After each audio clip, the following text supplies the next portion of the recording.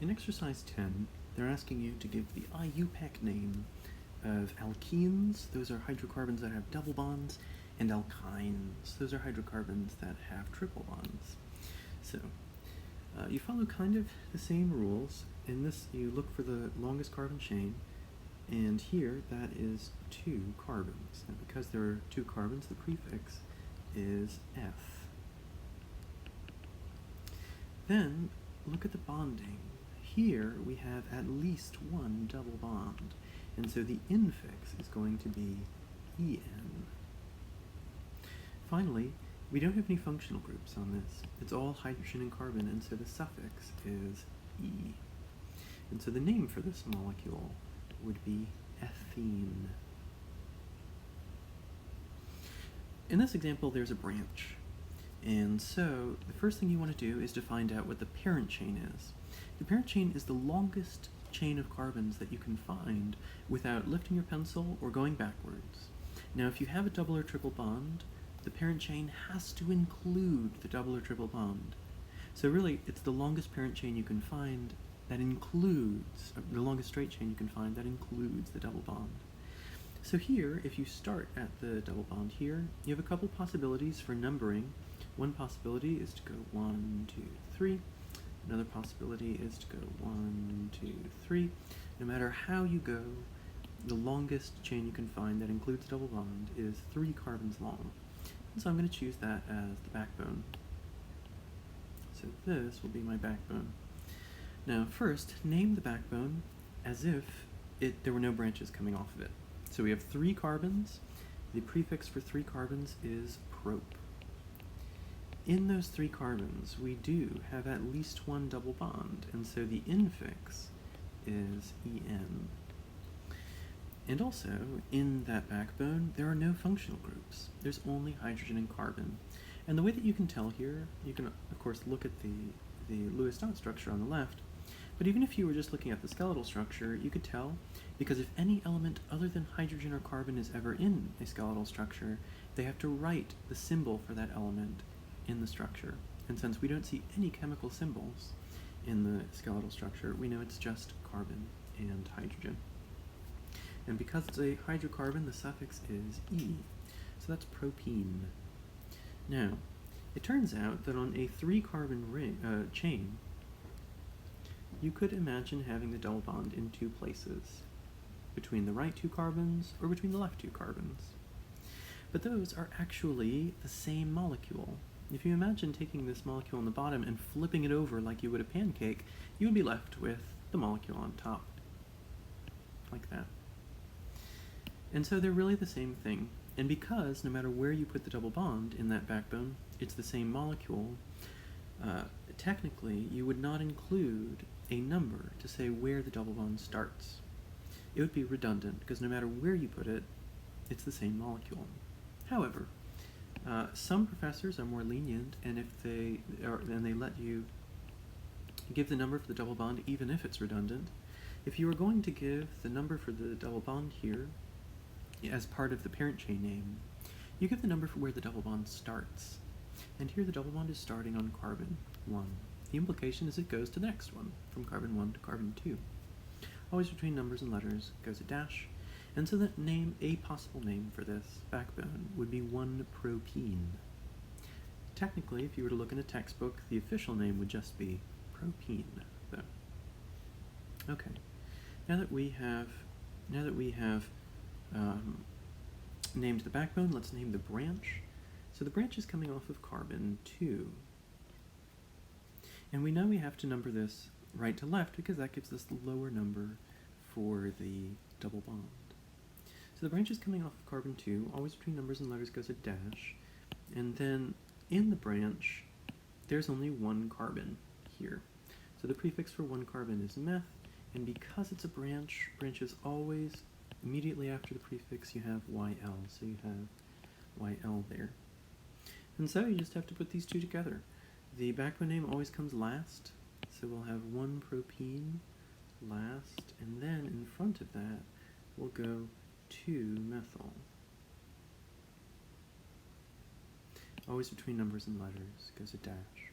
And so the name for this whole molecule would be 2-methyl-1-propene. Or you may see in the book 2-methylpropene. Alright, with this one, there are no branches here, and so we just need to name this chain. And the first thing you want to do is to find the prefix, which is the number of carbons.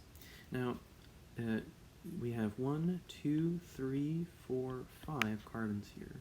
Sometimes people get confused by the fact that these triple bonds are linear. They go in a straight line.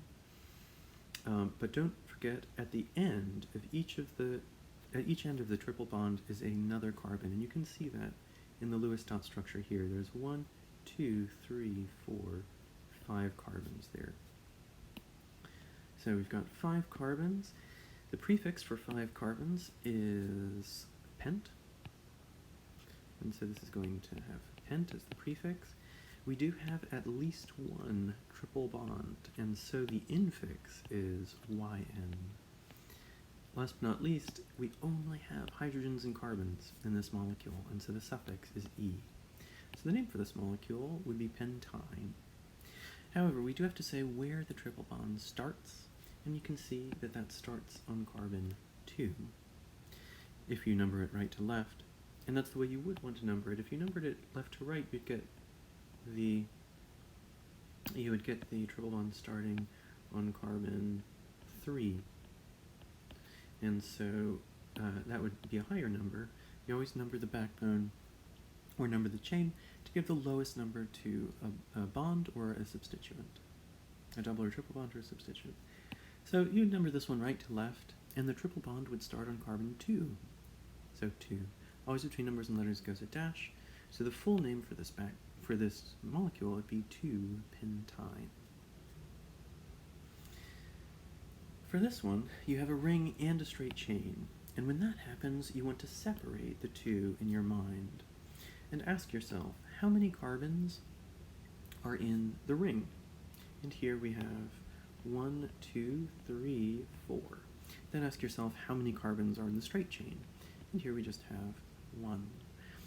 Because the ring has more carbons than the straight chain, the ring is the backbone.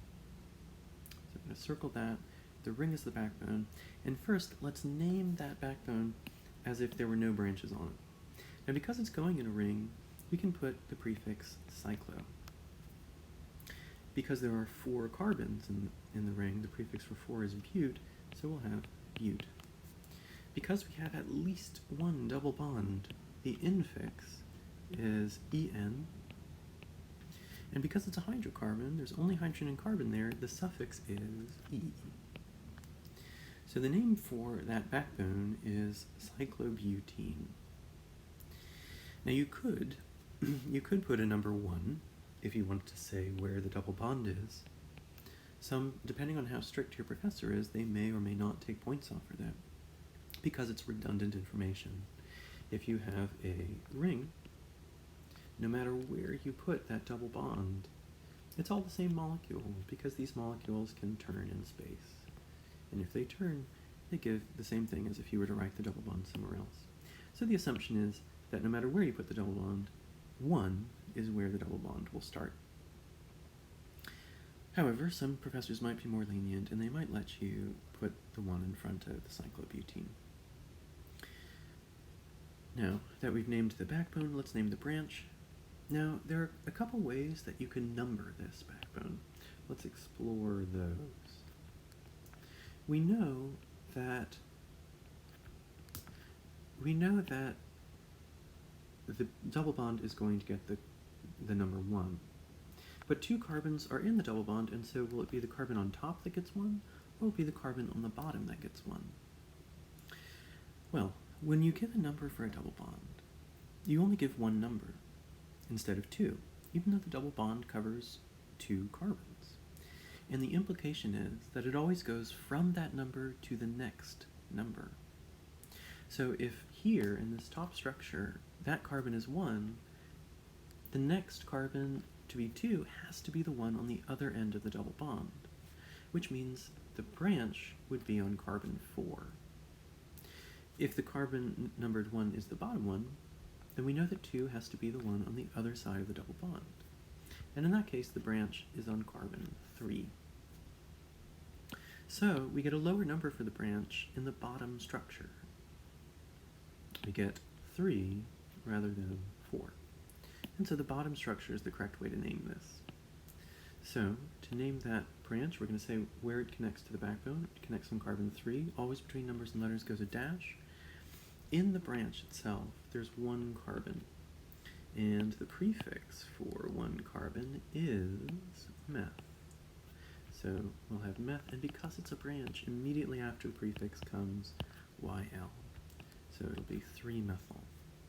So now all we have to do is make sure that the backbone comes last, and we put the branch out in front. Always between numbers and letters goes a dash. And so the full name for this molecule would be 3-methyl 1-cyclobutene, or you may see in the back of the book just 3-methyl cyclobutene.